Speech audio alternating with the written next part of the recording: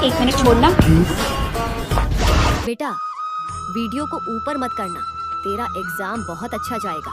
बस दिल से वीडियो को लाइक कर दे, चैनल को सब्सक्राइब कर दे, जाते जाते कमेंट में जय मां सरस्वती लिख दे।